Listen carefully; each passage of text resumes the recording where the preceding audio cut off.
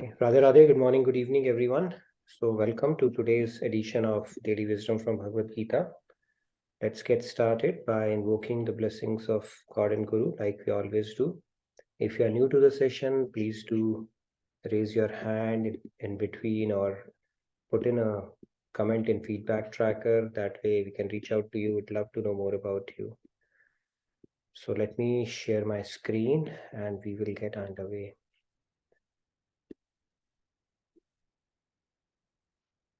All right, so Radhe Radhe, welcome once more. Let's get started with our opening prayers. Gurur Brahma, Gurur Vishnu, Guru Devo Maheshwaraha, Guru Sakshat Parabrahma, Tasmai Shri Guruve Namaha. Vasudeva Sutam Devam Kamsachanuramardanam Devaki Paramanandam Krishnam Vande Jagadgurum Krishnam Vande Jagadgurum. So Radhe Radhe, good morning, good evening once again to all of you. So let's get started. We will continue on the shloka that we have done. We will conclude this shloka today before we move on. So let's go to recite it and you are welcome to follow along.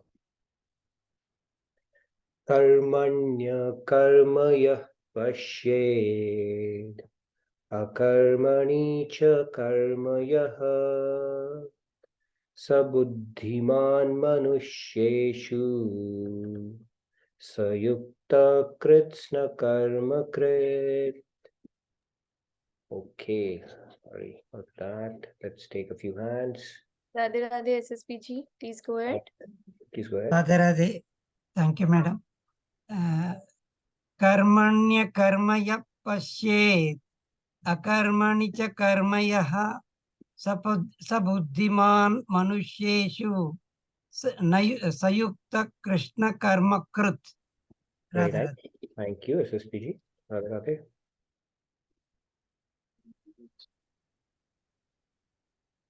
Hello, Radhe Radhe. Radhe Radhe Rishi. Yeah. Karmani akarmayah pashyet akarmani cha karmayah sabuddhiman manushyeshu sayukta kritsna karma krit. Radhe Radhe. Radhe Radhe. Very nice. Thank you. Radhe Radhe. Radhe Radhe. No, I can't. Oh. Okay, I think two of us are. Yeah. Yes, you can. Oh. Are you playing ping pong? I don't know. Something is happening. Okay, I got it. Yeah, now you can. Yeah. Sorry for that. Radhe Radhe. Karmanye pashyet akarmani cha karmayah sabuddhiman manushyeshu sayukta kritsna karma krita. Radhe Radhe. Sorry for that. No worries. No, I guess that was a problem from our end. Thank you. Thank you very much. Okay, let's take the remaining hands as well. Yes, Riyaji, Radhe Radhe, please go ahead. Thank you. Radhe Radhe. Radhe Radhe. Riyaji. Karmanya karmaya pashyet akarmani cha karmayah sabuddhiman manushyeshu sayukta kritsna karma krita. Very nice. Thank you, Radhe Riyaji. Radhe. All right, last two hands. Pragiji, Radhe Radhe, please go ahead. Yeah, thank you, Radhe Radhe. Okay. Karmanne karmaya pashyet karmani cha karmayah sabuddhiman manushyeshu sayuktah krit san karma krit. Very nice, Pragiji. Radhe Radhe. Thank you. Last but not the least, Sandhya, go ahead. Karmanya karma yaha pashyet akarmani cha karma yaha sabuddhiman manusyeshu sayuktah kritsna karma krita. Very nice, wonderful. So let's get started. So this one, Lord Krishna is saying those who see action and inaction and inaction and action are truly wise amongst humans. He spoke about this concept in great detail. We'll do a quick recap through a short video as well. And then he goes on to say, although performing all kinds of actions, they are yogis and masters of all their actions. Okay, so this is the science of work or science of performing actions that Lord Krishna is going to expound upon. It's what he's essentially doing. So let's get started with today's session, the Soul Soup segment. So what we have today, let's look at it. So the day you plant the seed is not the day you eat the fruit, okay? Now that is how karma works, okay? The seeds are being sown at every moment. And some seeds, they fructify within this lifetime, some could take multiple lifetimes. So this is how it goes. And this is how the law of karma works, right? You see, it could take some time before the ripple or the domino effect, as they call it, catches up with you. So this beautiful story I came across, a farmer in the US would always win the first prize in the countrywide corn competition. And however, he would give his best corns to the neighboring farmers. And then the journalist asked him, why do you share with your competitors? He said that the pollen from their fields crosses over to my land. It pollinates my fields as well, so I need their corn to be the best possible. The more you give, the more you receive. So this is the key message. Okay, we need to understand it is counterintuitive. We think we have a mindset of scarcity, that I'm going to hoard things for myself and that will give me edge over others. Doesn't work that way. The way universe is designed, the more you give, the more you get. This is a divine law. This is how it works actually. Right? So there was, and that is what we're going to talk about in today's shloka as well. God, when he says that, what is that secret formula that can make us God-like? Okay, so this basically gives us some kind of a sense on the discussion that we are going to have today. Okay, so when we give, what goes around comes around. When you do good to others, you get it in compound interest back to you. That is how it's meant to be. Then you are serving the purpose of the nature as well. If you look at everything in this universe, nothing is holding it for itself. Everything is giving away. Right from earthworms, who make the soil fertile, even with their bodies when they're no longer alive, and even otherwise. All the way up to the bees who are doing the cross-pollination, the trees who are giving us fruit and air, and everything is serving others. And in the process, then humans are the only ones who start having a hoarding mindset for themselves. So when you give, you automatically get. That's how it's meant to be. There's a beautiful story when we used to teach to Balmukund kids that there was a person who was on a tour to look at how heaven and hell looks like. He goes to hell first. So what happens there is they see people are very, very noisy, cursing, fighting with each other. And what's going on there? They have a beautifully laid out table with so many exotic dishes on it. But the problem is they have hands, long hands, but no elbows. So what kind of a crude joke it is, right? God has given them hands but no elbows. And they are cursing there. They are hungry and they cannot bend the elbows to eat. Okay, so and that's what they're cursing and screaming and shouting and becoming hangry basically on each other. Then he goes to heaven. Same scene is there, but people are very pleasant and they are in a very good spirit and enjoying the delicacies. Same scene is there, very well laid out table. They have hands but no elbows. So what they choose to do is they start putting in others' mouth, and in the process, the other is putting in their mouth. It's a very profound story. So basically, that is how the universe is designed. When we give to others, we automatically get what we need. not by hoarding ourselves. Even if you go to Patanjali Yoga Sutra, it says aparigraha is one of the things that is given for the peace formula. Don't hoard more than what you need.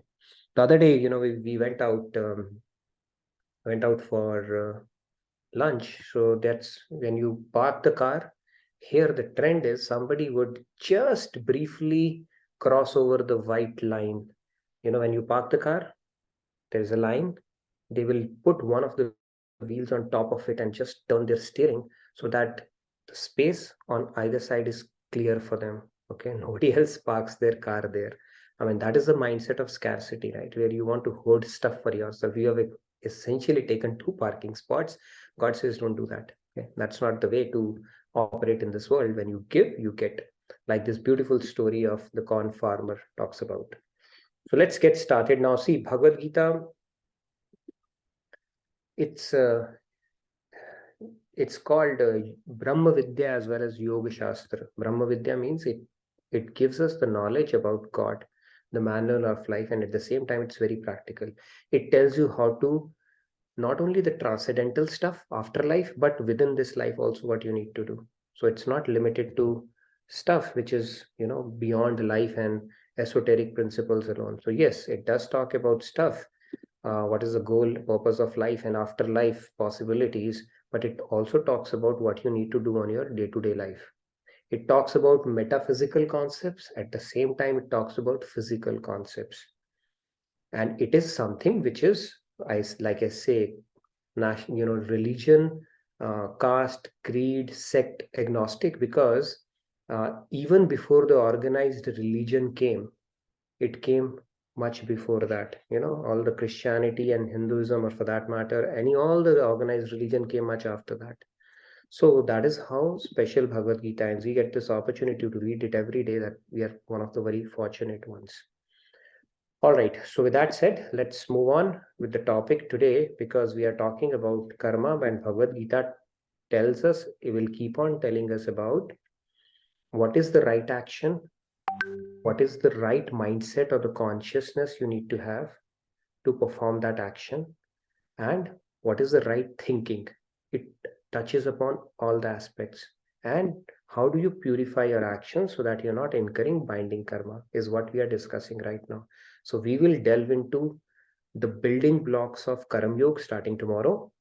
But today we will further what we were talking yesterday and set the tone for getting deeper into this topic of Karam Yoga itself. What are the building blocks, and then really go deep into each layer of Karam Yoga. How do we build on that starting tomorrow? So for now, let's get started. I don't know why this came up. This was supposed to come later, but anyways. So what are we going to talk about? You see something here? It's something like a sim. We also have a sim, okay? Now let's talk about that sim. So sim is basically stands for senses, intellect, and mind complex that we have. Okay.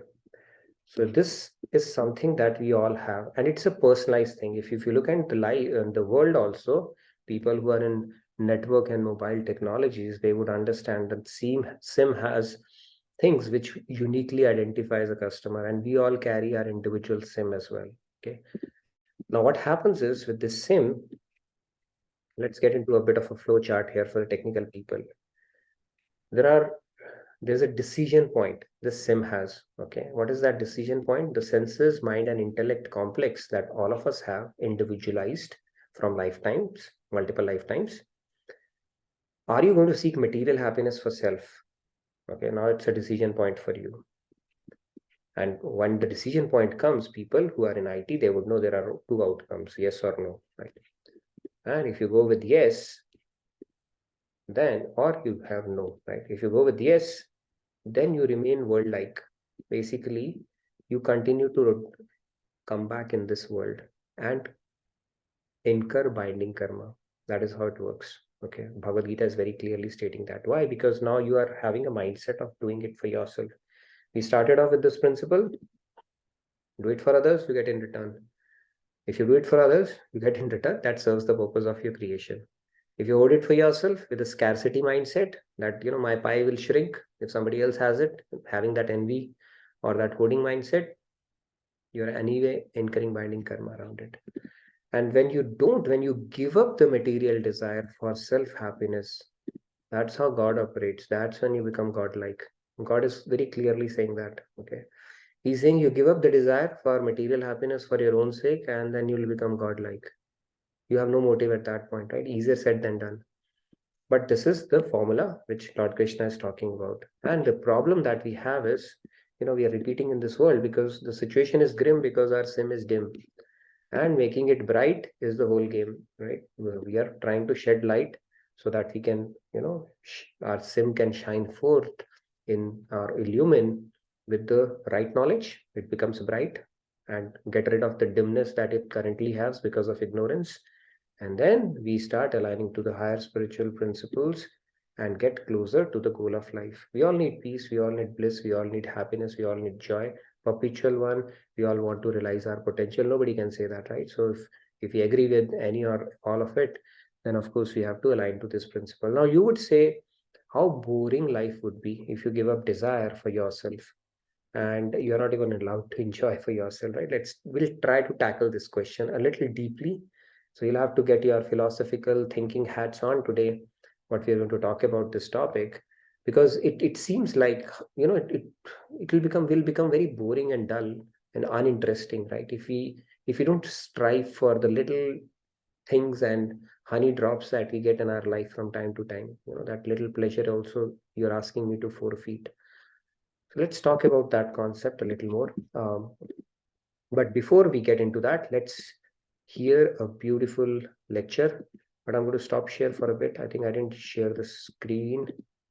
So let me share my desktop so that you can hear the lecture. Let me know when you see where it is. Give me a sec. Yeah, there you go. I'm going to play it. I'm going to play it a little fast so that we are going to recap some of the key concepts so that it gets further ingrained in our understanding. So let me. Somebody is doing all kinds of actions. Are you able to hear it? Okay, Yes. great. And yet doing nothing. If you can see the inaction in the action, then you really see. Like, for example, Prahlad Maharaj. To be a king, he had to do a lot of actions. You have to engage in diplomacy to be a successful king. You have to punish, you have to reward, you have to scold. Sam, Dam, Dand, Bhed. You have to send your spies to get information from the other kingdoms to prevent them from attacking you. So Prahlad is doing all of this. And despite that, he is doing nothing. If you can see that he is doing nothing, then Sri Krishna says you actually see. Why should we say he is doing nothing? Because his actions are not motivated by selfish desire. When Prahlad, he got married, although he is Bhagavad Prapt, you may say he got married in acting. Well, he had a child. So Prahlad's son Virochan was growing up, and Prahlad's guru was Angira. So Angira's son was Sudhanva. Now Virochan and Sudhanva were growing up together, and they got into an argument over some girl. Virochan said, I am senior. I am the son of the king. And Sudhanva said, I am senior. I am the son of the Rishi, the sage. So he said, I am Rajkumar. He said, I am Rishi Kumar. Now the argument became stronger. And finally they laid bets. Virochan said, if I am not proved senior, if you are senior to me, then my life is in your hands. Sudhanva said, so be it. If you are senior to me, my life is in your hands. But then who will decide? So Sudhanva said, your father Prahlad will decide. My father? Then you will say that he did anyaya, injustice. He was biased towards me. No. My father, Angira, has said that Prahlad can never do injustice. There is no Maya inside. From the outside, he may be doing anything. From inside, there is no Maya. So, all right, let's go. They went to Prahlad. And they said, Virochan asked father, who is bigger, I or Sudhanva? Prahlad said, why did this question arise? He explained that we've laid a bet and it's now the life is at stake. Prahlad smiled. You want to hear the justice?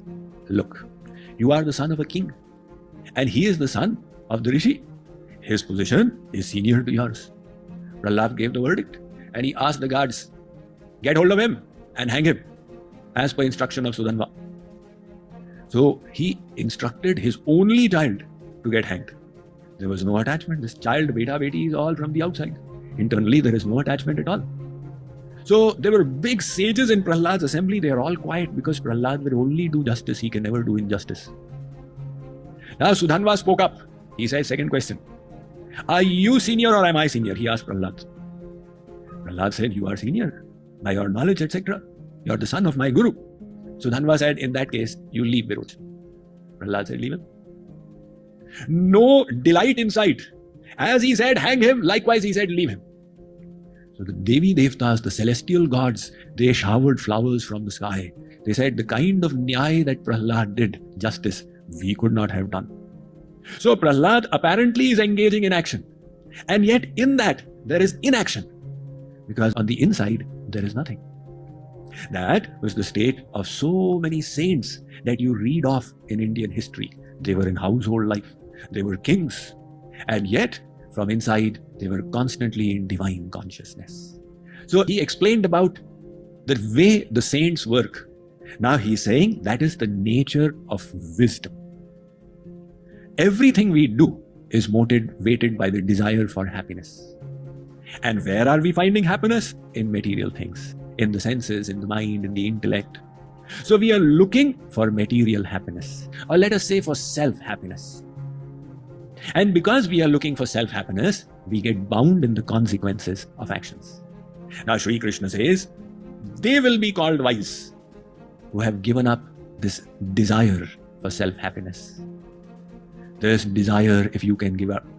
The Vedas say you become like God. Yada sarve pramuchyante kama yesya hridishritaah atha martyo mrito bhavatyatra brahma samashnute. Brahma samashnute, the Kathopanishad says, kama, if you can give up desire, you will be like God.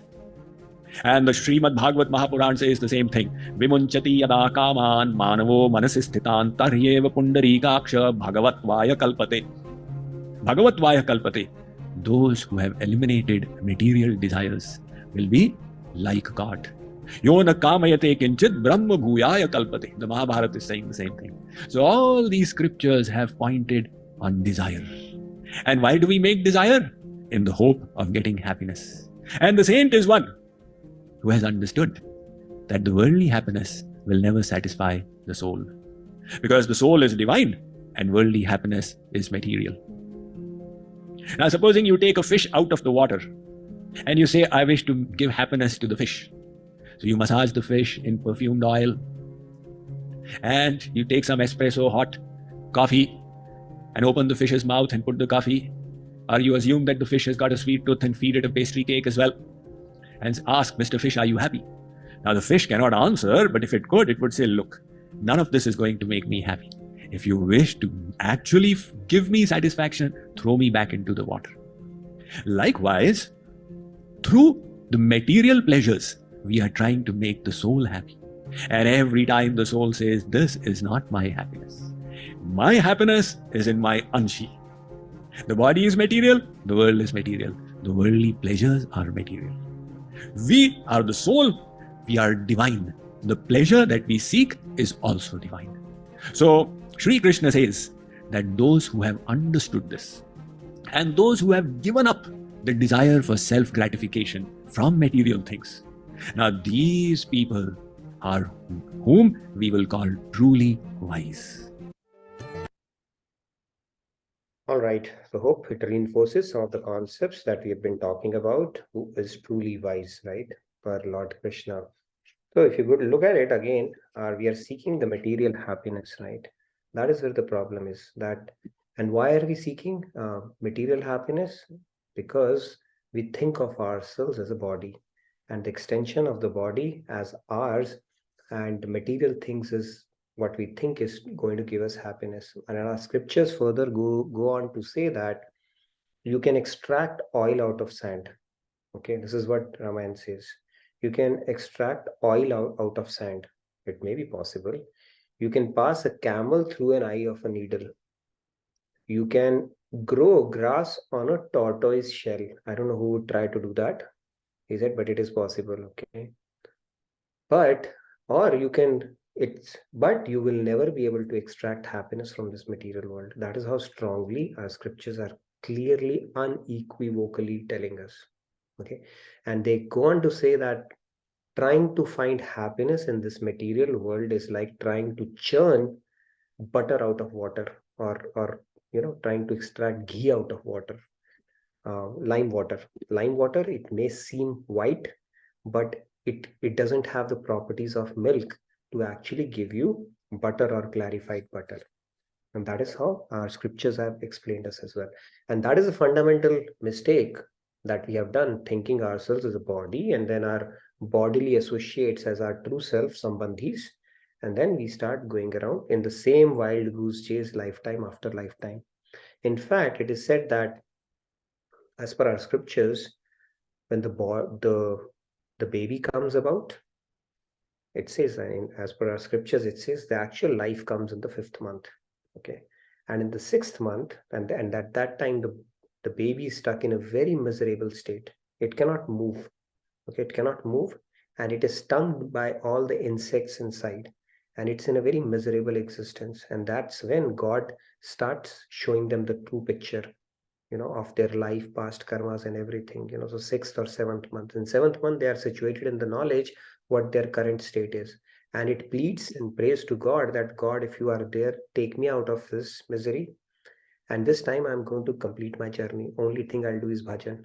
Okay, so that contract that we signed, God doesn't take a contract, but we actually do that, pleading to God. And then, of course, the process follows, but we forget, the impressions of this life fall upon us. We forget all that. But it is said it is a pretty painful existence, miserable existence in every birth. We keep on forgetting that. But nevertheless, the material things become our goal at this point. Now, let's talk about this concept a little more. Now, here is an experiment that was conducted. It's a pretty fascinating experiment, from a psychology standpoint as well, right? There's a tube here, and inside this tube, you've got a rat. So what they did was, on one hand, they put 2 electrodes, right? Electrodes here, right? It has an ability to pass current. That is what an electrode is. Reminds me of my physics class. And then on one side, they put a carrot, and on the other side, current. So this rat was going back and forth and figured out, this is where I get carrot and this is where I'm going to get a shock. Okay, so soon it figured it out.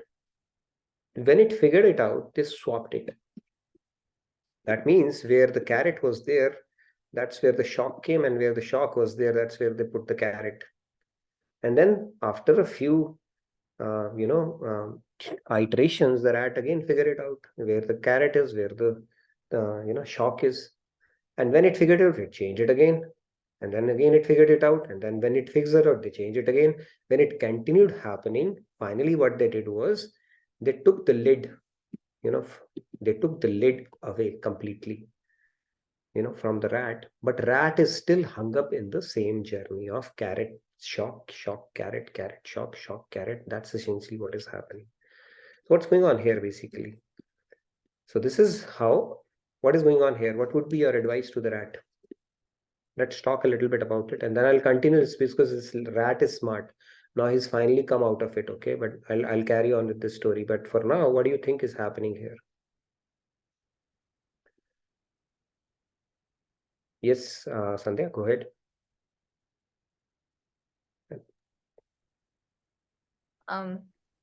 Rat's attention was so much on these 2 things that it forgot the bigger picture, that it was in a cage and which is no more there, so it can just run away. Yes, Preeti ji, you wanted to add something? Radhe Radhe, Preeti ji. Radhe Radhe, Preeti ji. Radhe Radhe, everyone. Nitinji, this also the same as what Sandhya said. I wanted to say, but this reminds me of one more picture you shared with us years ago. I think there was a prisoner.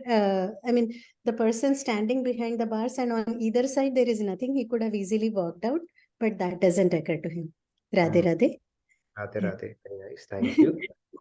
Shashi ji, you wanted to add something, and let me build on this further. Yeah, just a little bit.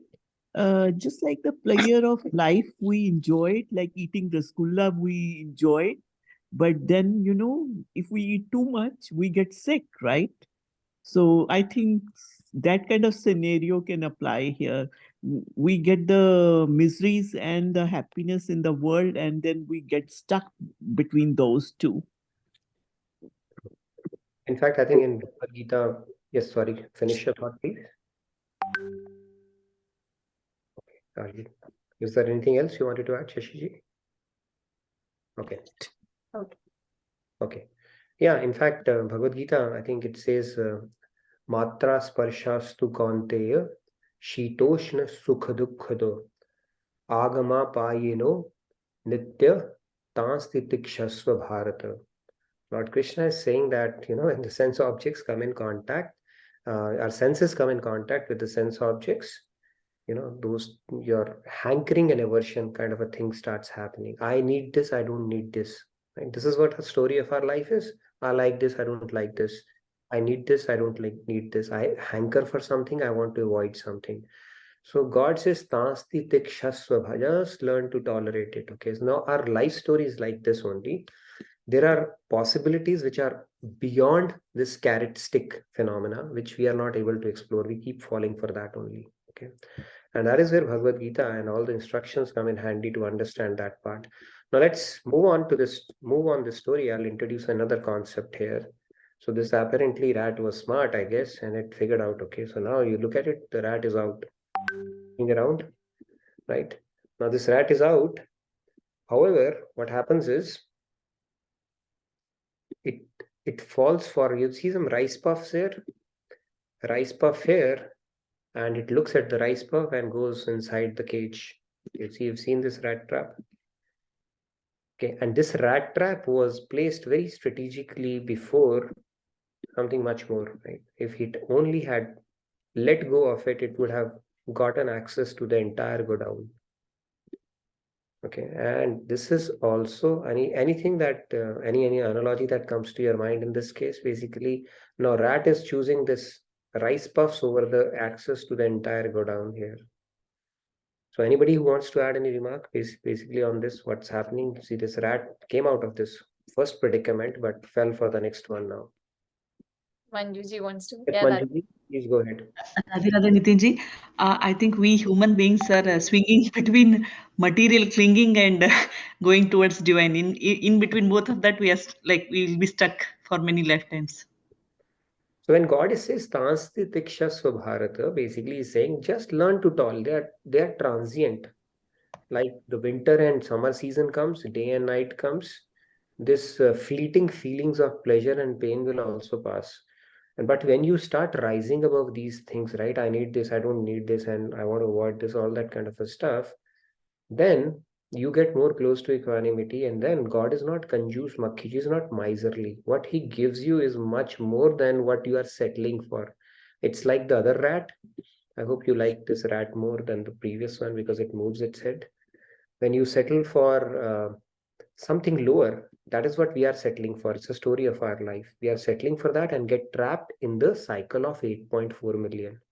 If we just let go of that part, the whole possibility or the whole go down will open up, is what God is saying. But still we don't get intellectually convinced. We say, no, there is pleasure and I'll settle for it only. I don't want to tolerate, especially when I'm enjoying. Pain, I may be forced to tolerate, but no, when I'm enjoying, I really want to enjoy, make the most of it, right?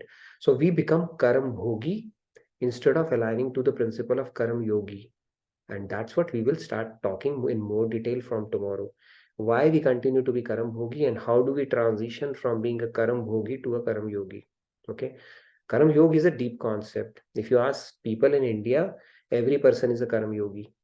Okay, I'm a karam yogi. Why are you a karam? Because I focus on work. I don't want to do Radhe Govind Govind Radhe. Do action, and that is karam yoga. No, that is action in action is not karam yoga, is what we are going to talk about in more detail. Yes, Rahul, you wanted to add something? Yeah, Rahulji, Radhe Radhe. Go ahead. Radhe Radhe. Yeah, so in this example, the second one which you were showing, in spiritual realm also, if somebody is aiming for God realization, then they are just focusing on moksha or brahmanam, but they go down or the ocean of premanam is waiting for them. Very true. Very true. In fact, this is a very interesting concept you brought in. In fact, when you start progressing spiritually, God starts testing you as well. And he will lay a lot of traps for you. Are you going to settle for this? Are you going to settle for this? Are you going to settle for this? When with proper knowledge, you will keep on rejecting everything like a vegetarian would walk in a fish market. You will not look right, left, and center. You'll just stay focused on the goal. Then there are a lot of tricks that God can plant on the way. He can give you bhuktis along the way, right? And mukti, of course, is a spiritual goal. He will throw mukti also your way. And when you reject all the bhuktis, all the fame and fleeting pleasures of this world, then God says, now come, let's talk. And there's a Krishna serial. I'd seen that there's a beautiful song in that serial that that lady comes to sell fruit to Krishna, and then in return, she gets a lot of jewels and stuff. So the song that comes is a very beautiful one. It says that सोच समझ के सौदा कीजिए ये नंद का लाल बड़ा व्यापारी. That means think, okay, and then do transaction with God, because this Nand ka Lal, that is Krishna, is a bada vyapari, he is a big time merchant. Merchant means he will do trade. Of course, when he's going to become your slave, he's going to test you till the last minute. Okay, are you going to stop here? Are you going to stop here? Are you going to settle for this? Are you going to settle for this? When you reject everything, then he'll say, okay, now I am yours. So you've got to be very careful, and that is where the knowledge comes in, right? We underestimate the power of knowledge. People say that, why do we need knowledge and tattva gyan and all that stuff? We can only do Radhe Govind, love for God, and that is more than enough. No, knowledge is needed, because if you don't have tattva gyan, it's a very treacherous path, right? We can fall for the traps of Maya. When you start making spirituality a priority, Maya starts sending its generals also. Maya is the first trap, right? God says, okay, Maya is the sevika of God. She's going to do the screening, like they do. It's first of all, they do prelims in IIT and even in IS exams, they do before they take you to the mains. Maya will do your prelims. It will send its generals. Generals typically come in form of sense objects, right? Taste and all those things. It will start sending your way. Some people stop there only. Then, of course, the bhukti, there are so many levels. It can give you money, power, fame, anything can intoxicate you. And then the spiritual blisses, and mukti is not an ordinary thing. But Krishna says that when you reject all of it, right? That story was there when I was talking about when there was an open check from God that today I'm going to give you darshan and take you to Golok. And everybody said, okay, it's a lifetime opportunity. Let's start walking towards it.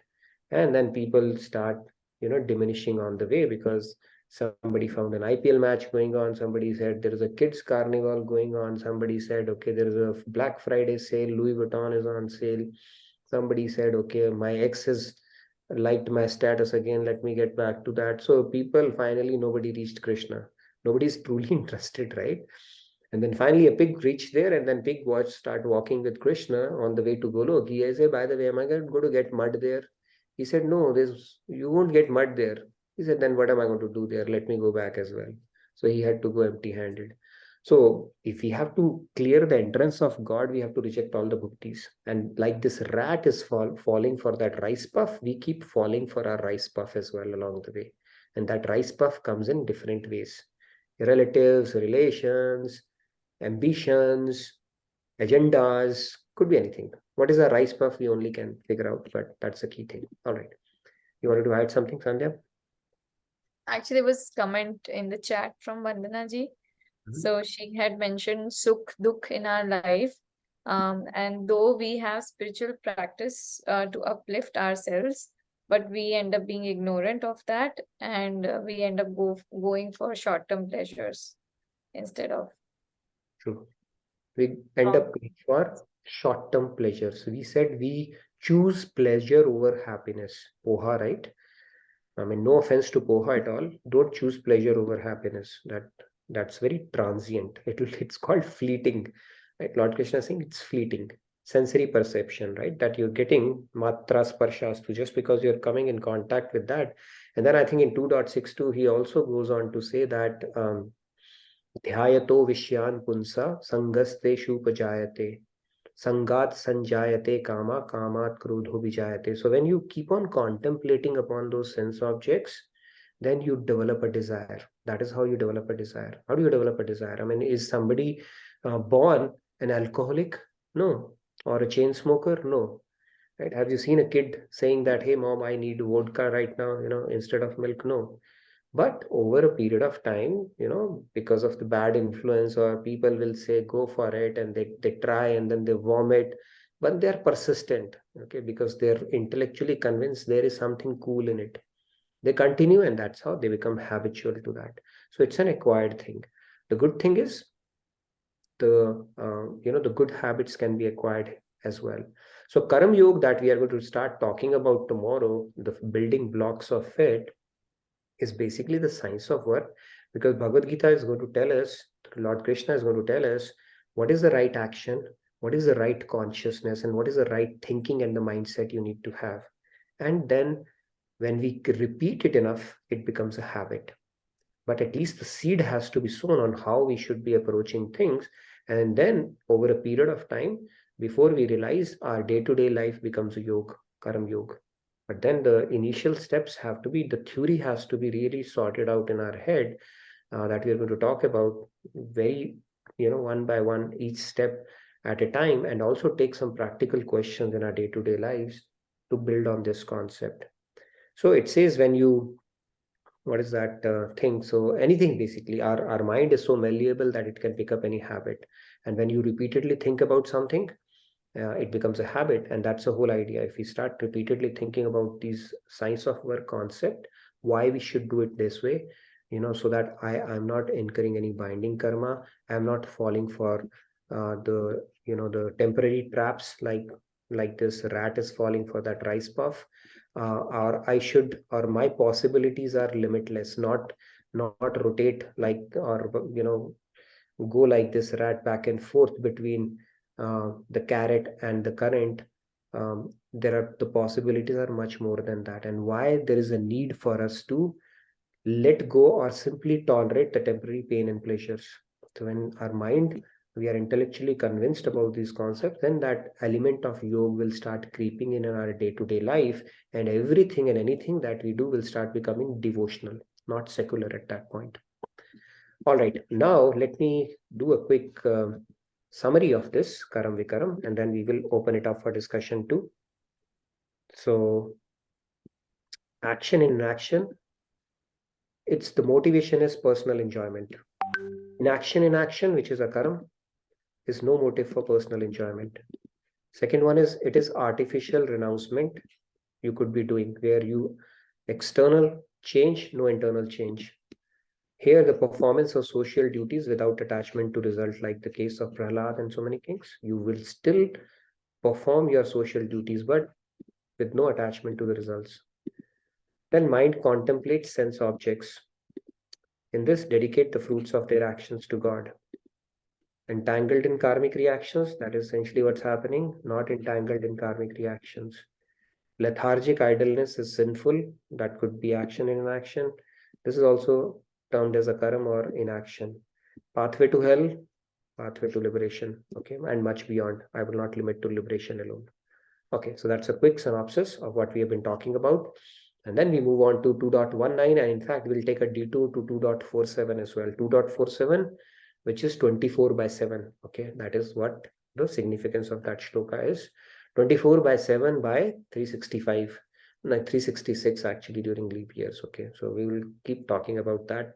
We'll go really deep over the next few sessions on that particular topic. All right, now let's open it up for any questions that you may have. We have covered a lot today.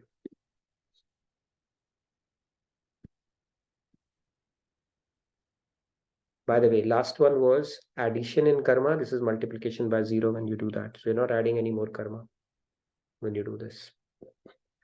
Okay. Any questions on chat or otherwise? Please fill out the feedback tracker if you have any questions.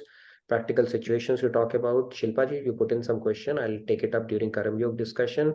We are talking about marriage, right? Is it really needed to marry? It's a very fascinating topic. Maybe we can have a panelist talk about it, who are married, who are not married, who are not married planning to marry, and who are married and planning to come out of marriage. Okay, so maybe 4 teams of something like that. I'm just kidding. But yeah, that's a pretty relevant question. We'll talk about that during Karma Yoga discussion. Okay, any more questions or anything? Yeah, there are statements and questions in the chat. And also in the last table, we can say, right, that action in action can also be on the left side. Action in inaction could be on the left. Action in action, both actions. Action, yes, that's right. Yeah. Or maybe you can ask it in the question and then explain. Okay. And then yes, it will be on the left hand side. Action in action, anyway, we are doing. That's what we are doing. It's a Right. default setting for all of us. And that results in binding karma, basically. Okay, Falguni ji says, is it because we haven't tasted real bliss and therefore settle for less, or because what is real bliss is not described, so we don't know what to expect, so we try, maybe it is like this or like that? No, it's a very valid question, Falguni ji. In fact, very philosophical question as well. Here, at least you are tasting the honey. Right? If you meet somebody whom you want to meet, you are getting some kind of a bliss, even though it might be temporary. When you are eating ice cream, at least the first scoop or second, third, fourth is giving you some kind of a bliss. Right? So, and that's what we fall for. Now you're saying, give up that part, no, not stop eating ice cream or anything of that sort. Basically, Lord Krishna is saying, just learn to tolerate both the highs and lows in your life. Right? And then start attaching things to divine. And what you will get is far more superior than the temporary relishes that you are getting out of it. Now, we haven't experienced it. That is a very true thing. But there are so many things in our life that we haven't experienced, but we still strive for it. Does anybody know what it means to become an IAS officer? Or they know that, okay, it's something that is going to give them something which is worthy of pursuing. So that is where they prepare for it and then they experience it, right? But on the path of devotion, when you start aligning to these principles, the proof is in the pudding. You will realize that your performance, your peace quotient, your contentment, your efficiency, all that has started increasing. So you can immediately start reaping the benefits of it when you start aligning to some of these principles. And of course, as you increase the intensity of it and increase your surrender, by the way, surrender also, we'll talk about that concept when we go to Karma Yoga. That quotient of satisfaction, bliss, peace, calmness, lack of anxiety, that joyous nature and all that stuff will start increasing, and that is something you can experience as you go along in this journey. But the first step, we are not able to take that first step. We are like, I'm seeing the rice puff and I will get into that trap only. We stop at that point only. So Bhagavad Gita is telling us, you know what? The possibility of go down is there. Just sail past this initial trap and at least start striving towards it and then see what happens. That is the whole idea. And then the second part is it requires it requires an intellectual conviction that our scriptures, sages, saints, multiple saints, and our guru is saying the same thing, that there is no happiness in this material world. So it needs a serious contemplation as well. The other day we were talking about that rocket thing, right? Everything, it keeps on shedding at different stages, right? Our money, our bank balance, our relatives, and pretty much everything we have to leave behind. Nobody can accompany us. And still we are not able to practice it in our life. That doesn't mean you leave away everybody and stop living the way you are living. You continue to do that. But at the back of our mind, we need to start ingraining that part. At the end of the day, it's my own journey, like a lone mountaineer. And I need to prioritize my spirituality over the other drama, excessive drama that my mind has created for the world around me. That is more important. And then immediately you'll start reaping the benefits of it as you start practicing that understanding.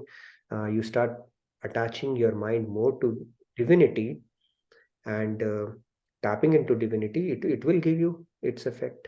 It's not like God says, okay, now it's a wild goose chase here as well. No, you'll start reaping the benefits of it. And that is why people relish this path, right? On the path of devotion or not. And some of the people, that life it transforms within a short span of time. Really depends on what intensity you bring to it at that point. Okay. Any other questions? There is more. There's a comment by Shalini ji. We should remain steadfast in our spiritual journey and be content with what we have while doing our duties. The moment we start desiring more, we can easily derail from our spiritual path and lose sight of the big picture. True. Desiring more, when will it? It never ends, right? Our scriptures are telling us basically. Desiring, see, nobody has fulfilled their desire by actually getting that sense object, right? Nobody can actually quench the thirst for desire by fulfilling that. Nobody has been able to do that. Our scriptures say, when you go after a desire and you think, if I get the object of my desire, then I'll be satisfied. It will never happen. It is like putting fuel to fire. You put ghee in the fire, it will come back again. So that is how it works. It doesn't quench it. As well as it does not give you that lasting peace anyways, right? Has anybody stopped? Nobody stops, right? If so many, whatever you only aspired for, when you get it, nobody stops. And in fact, Mark Twain, I think, or Tom Sawyer, he had said that there are only two disappointments in life. One is desiring something and getting it, and the other is desiring something and not getting it. In either case, you will finally be disappointed only, because it never satiates, right? It thrills, but never fulfills. Okay. Was And it? This was written, so in the next time, chat. think of this rat. Okay, am I falling for this trap, or should I go for the go down? Anytime your mind starts playing tricks with you. Sorry, go ahead, Sandhya, you're saying something. Yeah, that was it in the chat. And just to add, like, this is the same logic that applies for anything in short-term versus long-term pleasures. Like, for example, exercise. Yeah, I Yes. mean, when we know that when we do long-term training and not, like, especially for kids, for example, it's said if you eat a lot of chocolates, you will start developing cavity See, the or problem, anything, right? So the problem that listen to those who are and know and yeah, the problem is we are habituated to the dopamine kick. We settle for dopamine. So there is a dopamine, there is oxytocin, there is serotonin, and there is endomorphin. The serotonin kick is much higher than the dopamine kick, but we settle for the dopamine, the short-lasting kick. Now, dopamine in itself is not bad. Dopamine is given, that whole chemical is given to us by God so that we have an incentive to eat. See, if you don't get any kick out of eating, why would you eat? You'll not even make an attempt. And if you don't eat, how will you take care of this body? And if you don't take care of this body, how will you utilize this vehicle for your spiritual elevation or growth or this journey? So some incentive has to be given to you. So dopamine is given so that we can derive some pleasure out of that activity. Now humans have taken it too far. They make that as the sole aim of life, right? They start taking it too far. Animals don't do that. When they are done, they are done. We are the only people who keep on eating even after sunset. Animals don't do that, right? They will not eat even a single bite more than what they truly need. Humans have, taken that dopamine kick too far. Similarly, amygdala is given to us to be able to appreciate fear and take a flight or fight response when some danger comes. But we, because of our incorrect intellectual training, we have taken that too far and start harboring fears, anxieties, worries. So that is the problem. Those things are given for a reason, but we are taking it a little too far just because we have that double-edged sword of our intellect, which is not armed with the right knowledge. So fear is good to a certain extent. That is why God has given us that ability. Dopamine is good because it is giving us incentive to do certain things in life. But when we start taking it too far, that's where it becomes problematic. And that is where we have to tame it down with our intellectual part and go for the higher level of production, which is serotonin is much higher level. Though when you do exercise, it gives you pain, but in long run it gives you that sense of fulfillment. When you sweat and then you come out of it, it gives you a good feeling, right? And that is how God has designed things. When you put in hard work, strive for something, it will give you a sense of contentment, which is much better than that short-term kick that you got out of eating something or indulging in something. Good. I think that was a good discussion. And Wayne G says, replace material desires with divine desires by surrendering to God. Yes, that is a higher principle for sure. Thank you, Wayne, for pointing it out. So yes, first Lord Krishna is talking about that, start putting your material desires in perspective. And then of course, the path of devotion is sublimation of your desire. Start dovetailing it towards God. Desire more of it. Become greedy. Okay. Dovetail your greed. Dovetail your anger also, right? That, okay, I need to progress quicker. I have been on this path, have been listening to this knowledge for so long, and still I'm not able to make progress. So everything can be dovetailed in the path of devotion towards God. And then it becomes the same thing, which is a liability in the material side, becomes an asset on the spiritual side. Greed, anger, desire, everything. So greed, anger, desire, give up Gad to get God. But greed, anger, desire on the spiritual side is an asset. Awesome. Ajit says we go to safari tour to watch all wild animals, including lion and tigers. So what do you say about the human mind? Do we want to overcome fear or express our brotherhood with all animals in the forest? Maybe we are reciprocating the favor that they did to us by going on safaris when we were, animals, giraffes and all that stuff. I don't know. But humans, I think they want to establish themselves as the supreme or the focal point of this creation, right? So that's why even animals, we want to use them for our amusement or enjoyment. I don't know. I mean, that's more a thrill I think we get by seeing them and the diversity, or maybe the diversity that Brahmaji has created. At least in safari, we are not putting them in cages, right? But I don't know. I mean, there's a psychology behind that as well. Some kind of a kick or thrill that we derive looking at, animals in a vast jungle in their natural habitat. Yeah. Can we make announcements as well now? Sure, let's make the announcements and then we move on to our third segment. Unless there are any more questions, which you can put it in the feedback tracker. Let's make the key announcements, including the retreat that's coming up, and then we move to our devotional segment. Technically, we end at 10, and then we move to our third segment, which is devotional. So you're welcome to stay back where we do some chantings and Radhe Govind Govind Radhe. So yes. So today we have another key announcement, as Rahulji suggested, that announcements need to be also carefully heard. Apparently our quiz master might include some question around that. Okay, anyway, so the announcements are retreat.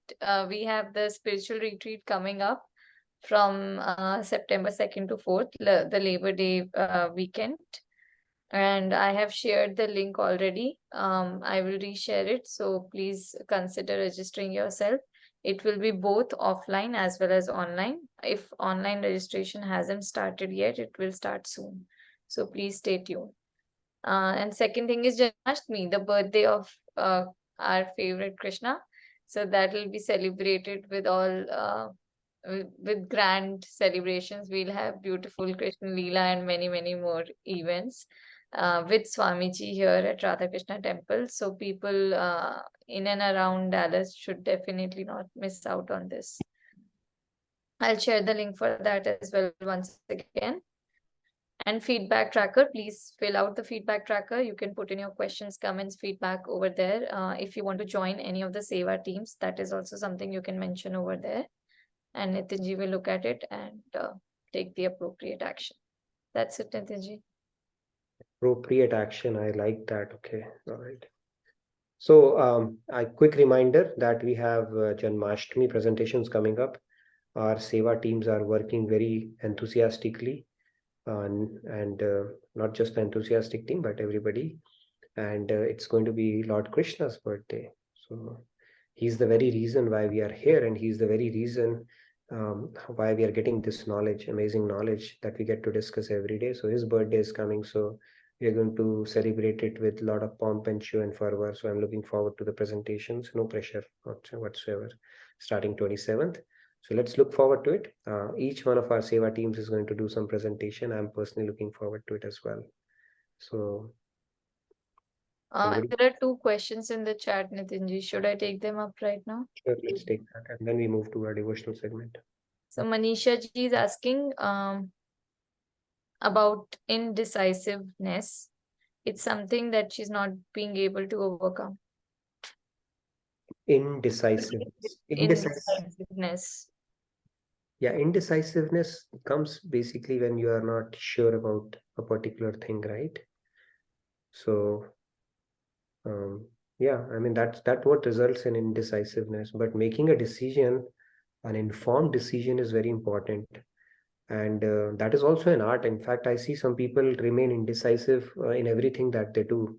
And they always need a second confirmation and a lot of assurance from a lot of people before they take any step, which is fine. We should exercise our diligence around it, but decision making is also an art, and then base it on right knowledge, right understanding, and then end of the day, making a decision doesn't mean you have made the right one always, right? So you leave it to God. At least we are making a decision, but if we stay indecisive, then how does it help? We need to arm ourselves with the right knowledge, and then talk to people whom you truly consider your well-wishers, speak to them, and finally make a decision. Otherwise, we had that prime minister in the past, I think Manmohan, he said not making a decision is also a decision. So sometimes you don't make a decision, and life or God will make a decision for you. Sometimes that also happens. But I think it usually helps to be able to make decisions, because indecisiveness can become a mindset as well, beyond a point. But yeah, take help, I would say, and seek help from God as well. He'll be able to guide you, and people who are your well-wishers. But you need to get out of that mode. It's important to move on and make some kind of a decision, even if it's wrong, it's fine. But at least we're making a decision with the best of our intentions and sincerity, purity at heart, keeping that big picture in mind. It's contextual, but that much I can tell you. It happens all the times to us as well, even in our job and day-to-day lives as well. So many decisions to make. Yeah. And there's another question. Does karmic reaction from Radhaji, does karmic reaction come to us from the same people the same way as it happened to them from us? I don't know. It's a pretty complex algorithm. Few things we'll get to know probably when we become God realized. So yeah, there's a ledger balance, of course, with people. That's why somebody strategically placed in your life, right? It could come in form of any relationship. So it could be a combination of both. We have some kind of a debt we need to clear against each other. That could be one. Or we have certain lessons to learn. So God places all of it together so that, whatever lessons are needed to be learned, those kind of people are placed around us. And then, of course, there could be a karmic debt against somebody as well, right? So that can happen too. And sometimes it could be something might happen to us, not because of our past karma, but because God wants to, teach us something as well.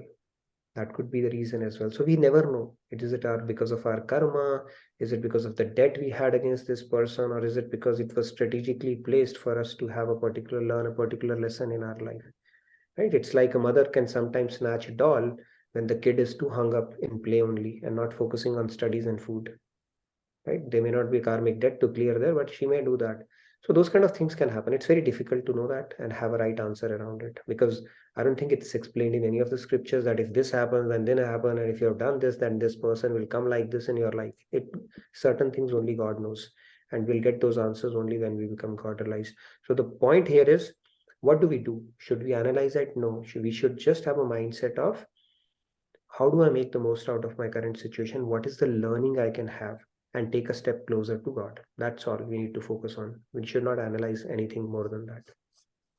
There's another very cute question from Laddu. Is there a way for our souls to merge with Mahadev's favorite devotee instead of Mahadev, so that my soul can always be with Mahadev? That's an interesting question, but I think only God has that ability, right? So merging business is first of all called moksha. You don't want to be in moksha. You want to be serving Mahadev. That is a much better existence as opposed to merging with Mahadev or with a devotee for that matter. But devotee, I don't think they will have that ability to merge. It's only with God that can happen. But I'd say stay away from merging. Stay separate and then serve God. That is a better. Dvait is a cause of foundation in material world, and Dvait is a cause of higher bliss after liberation. But yeah, merging with devotee, don't go for that. Direct connect with Mahadev, okay? But one aspect here is like instead of using the term merging, but aligning. Like if one could literally copy bhakt and align like them, then you'll be basically achieving the highest ideals of bhakti. Yeah, I mean, see, Bhakt, it's very difficult to know who's a true Bhakt, right? Bhakti is a very high pedestal to be held, actually. But yeah, when you have a guru, that we can idolize guru basically, and then it is said that even after God realization, you work under the guidance of your guru only. Okay, so which flower to pluck and what seva to do, guru will guide you even after God realization. So Mahadev ji will probably deal with you directly, but there would be a guru in between. Okay, will tell you what Mahadev ji likes and what you need to do there as well. Yeah, and he will give you the tips how to befriend Nandi and how to displace Nandi as well, okay, if need be. Awesome. Okay. So that's all, Nitinji. Those were all the questions. Great. So let's move on to thank you everybody for an engaging discussion. Now we move to our devotional segment. You're welcome to stay back. This is a desert part of it, okay, where we engage in a bit of chanting, devotional bhajans, and some beautiful bhajans that people come up with. So anybody who's going to sing, who's going to tee off this segment now, and please fill out the feedback tracker if you have any suggestions, if you have any questions that you want to discuss as part of our Karma Yoga discussions. Arnima, okay, she's lead today. Go ahead. Or is it Arniva I'm going to sing? Radhe Radhe, I've not prepared anything, but I just remembered those lines that you mentioned, Nathan. So I just thought of sharing. Okay. Are you going to turn on your video? Otherwise, I'm in dark, so it doesn't matter. we all are in dark, okay? We need all light. Okay, go ahead. No, it's okay. Go ahead. हीरे मोती दान में दे, भक्ति की मीरा दिखाए न्यारी, सब कुछ देके परीक्षा लेता, किस और चले संसारी, ऐसे माया के जाल बिछाए कि फंस के रह जाए बुद्धि बेचारी, सोच समझ के सौदा की जो, ये नंद का लाल बड़ा व्यापारी, सोच समझ के सौदा की जो, ये नंद का लाल बड़ा व्यापारी. Radhe Radhe. Very nice. Beautiful. Thank you for reciting that. Yeah, you did the full line. I remembered only the last part of it. So yes, Maya, don't underestimate the power of Maya, right? And God's has too many tricks up his sleeve to test you to see where you stop. So knowledge is very important. Tattva Gyan has to be rock solid. Otherwise, Maya and then Krishna himself can do a lot of trade with you and see where you stop. Right? He says, take this, take that. Don't make me a slave. Right? It's like the most precious gift he will keep to himself. And he will give you the most precious gift only when he is convinced that you are there. It's like clearing the topmost entrance of God. He will say, take this.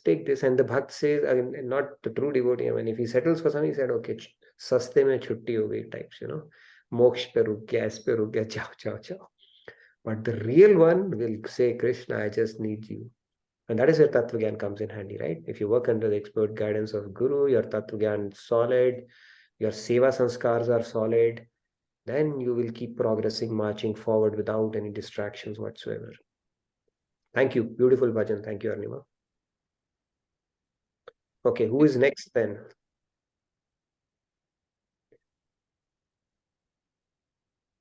Laddu. Go ahead. Yesterday we had Chikki, then today is Laddu, so we'll have the full. Go ahead, Laddu. Bhaiya, I haven't prepared. It's even better. See, when you do impromptu, that is pretty amazing. So please go ahead. We love it. Okay. Bhaiya, one second. Are you preparing? No, Bhaiya. Okay. Mahadeva, Mahadeva, Mahadeva, Mahadeva Mahadeva Mahadeva, बोले तू पास बुला ले, हमें चरणों में लगा ले, बोले हम दास है तेरे, भक्तों में हम खास बना ले, हम तेरे चरणों में जो गिरते जाए, बोले बाबा जग में तू उतना ऊंचा लेके जाए, बड़ा कृपाला, बोले तुम नाथ हमारे, रख लो हमें साथ तुम्हारे, बोले तू कष्ट को हर ले, बिगड़े सब काम मना दे, मैं तो पहाड़ों वादियों में तुझको ढूंढा बाबा, तू जो हृदय में बैठा मेरे बाबा, बड़ा निराला, सुबह जो ध्यान लगे फिर भोले का ही नाम जपूं मैं, भोले हैं मेरे फिर किस बात का और अभिमान करूं मैं, शिव के ही नाम पे मेरी जीवन घड़ियां बीत रही हैं, हर हर हर भोले कह के काल के चक्र काट रहा मैं, शिव तो है स्वामी मेरे, शिव तो अंतर्यामी मेरे, ना शिव सा ज्ञानी कोई, ओम ही शिव की वाणी मेरे, बजते मृदंग और डमरू शिव को धुनिए भांति मेरे, भोले भंडारी मेरे, शिव और गर्दधानी मेरे, Mahadeva Mahadeva Mahadeva, Mahadeva Mahadeva Mahadeva. Wonderful, Tatu. I think you don't need to prepare at all when it comes to Lord Shiva's bhajan. So very nice. But yeah, I think I spoiled it. No, No, you didn't. you inspired so many people to Your, sing. your spirit trumps everything. Okay, so that is how beautiful it is. Very nice. But yeah, I had this feeling that Prabhat Bhaiya will sing this song, so I just wanted to sing before him because it's a kind of rap. Sorry, Prabhat Bhaiya. It's 1-0. Okay, Prabhat Bhaiya versus Laddu. Great. Very nice. Thank Love. Thank you so much. Okay, so we have 3 more hands. Okay, I'm going to recite a couple of lines as well, but let's have Swati ji and other, and then I'll do my lines as well. Yes, Yes. Radhe Radhe Swati ji. Radhe Radhe Yeah, Swati. Radhe Radhe. Yeah, I have some Jhulan Leela verses of Shama Sham. It's like 31 to 40. So it's time is okay. I can sing that much line. Yeah, sure. I mean, limited to 2 minutes, that will be good. So, yeah. Yeah, I'll finish in 2 minutes. No problem. Yeah, Please go. thank you. Radhe Radhe. Radhe. Shyama Shyam नाम रूप लीला गुण धामा, गाओ रूप के रूप ध्यान युक्त आठो यामा, रिम झिम बरसत झूले श्याम श्यामा, नहीं भाजे सब भीजे ब्रज बामा, श्याम रहे झूलत झूलावती बामा, खुद पर श्याम लखियावती श्यामा, श्यामा झूलावे जब झूला झूल श्यामा, श्याम जब झूले तो झूलावे ब्रज बामा, श्याम बन Shyam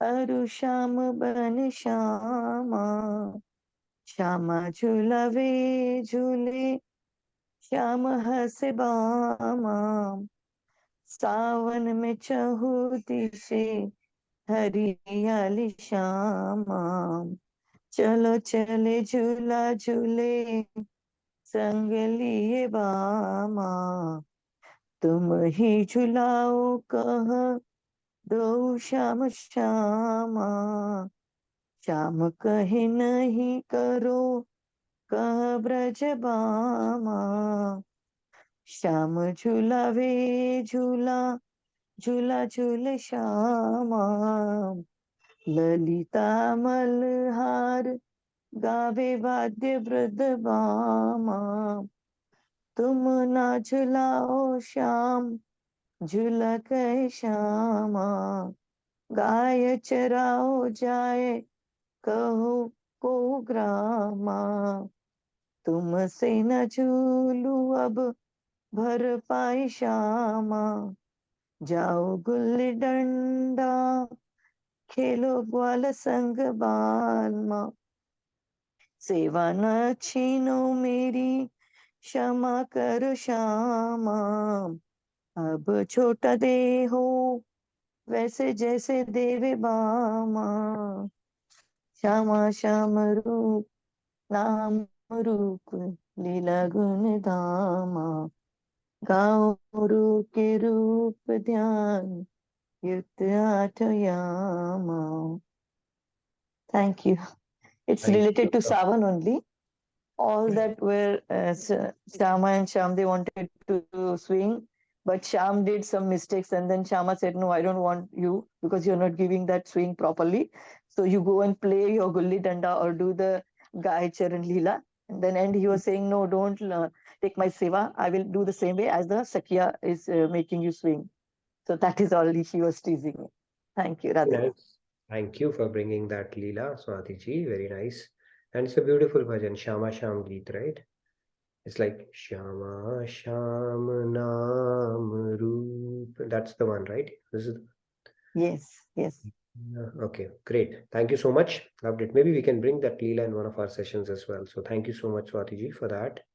Shalini ji has raised hand today as well, and then we'll get to Sandhya and Sandhya. Shalini ji, you wanted to sing today? Shalini ji, Radhe Radhe. Radhe Radhe. So I'm just going to sing like few lines, not a whole lot. So this is more like a devotion to, let's say, Lord Shiva, and so it goes like this. Shivoham, Shivoham, Kevalatma Shivoham. Na mana na buddhi aham na chitta. Na mana na buddhi aham na chitta. Nabha nabhu na dhatu hu main. Nabha nabhu na dhatu hu main. Shivoham, Shivoham, Kevalatma Shivoham. Shivoham, Shivoham, Kevalatma Shivoham. ना जन्म ना मृत्यु जाति कोई मेरी, पिता ना कोई माता मेरी, पिता ना कोई माता मेरी। शिवोहम, शिवोहम, केवल आत्मा शिवोहम। शिवोहम, शिवोहम, केवल आत्मा शिवोहम। शिवोहम, शिवोहम, केवल आत्मा शिवोहम। Radhe Radhe. Radhe Radhe, Shalini ji. Thank you so much. Thank You you. took initiative and sang today, so very nice. Loved it. Thank you. Wonderful. It is Somvar today and Lord Shiva's day, so I just thought I'd sing that. Yes, today is Lord Shiva's day. Very true. We got bhajans for that. Wonderful. Radhe Radhe. Yes, Sandhya ji. Yes, Sandhya ji, Radhe Radhe. Please go ahead. Oh, thank you. Radhe Radhe. I thought Sandhya when I was talking about you. Okay. Yeah, Radhe Radhe Radhe Radhe Govinda. Radhe Radhe Radhe Radhe Govinda. Vrindavana Chanda, Vrindavana Chanda. Anadhanada Dina Bandhu Radhe Govinda. Anadhanada Dina Bandhu Radhe Govinda. Nanda Kumara Navanita Chora Radhe Govinda. Nanda Kumara Navanita Chora Radhe Govinda. Vrindavana Chanda, Vrindavana Chanda. Anadhanada Dina Bandhu Radhe Govinda. Anadhanada Dina Bandhu Radhe Govinda.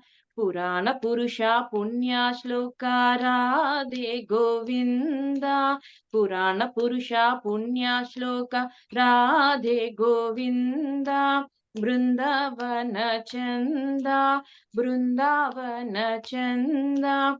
Anadhanadha Dina Bandhu Radhe Govinda. Anadhanadha Dina Bandhu Radhe Govinda. Pandharinatha Panduranga Radhe Govinda. Pandharinatha Panduranga Radhe Govinda. Vrindavana Chanda, Vrindavana Chanda. Anadhanadha Dina Bandhu Radhe Govinda. Anadhanadha Dina Bandhu Radhe Govinda. Jai Jai Vittala Jai Hari Vittala Radhe Govinda. जय जय विठ्ठल जय हरि विठ्ठल राधे गोविंद वृंदावन चंद वृंदावन चंद अनाथनाथ दीना बंधु राधे गोविंद अनाथनाथ दीना बंधु राधे गोविंद राधे राधे राधे राधे गोविंद वृंदावन चंद अनाथनाथ दीना बंधु Radhe Govind. Thank you so much. I'm Thank so you. happy now. I don't know, for some reason I'm so happy. Thank you all. Make you happy. We are also very happy. So God's names does the trick, right? It I brings don't in know, the I'm so excited. And loved your energy, Sandhya ji. It was beautiful. What is it again? Loved your energy Oh, while thank you, singing thank the you. You know, bhajan. my God is with me. Radha Krishna is with me. a Wonderful. better way to end your day by doing such beautiful recitation. So thank you so much. Thanks for the opportunity. Very Radhe Radhe. nice.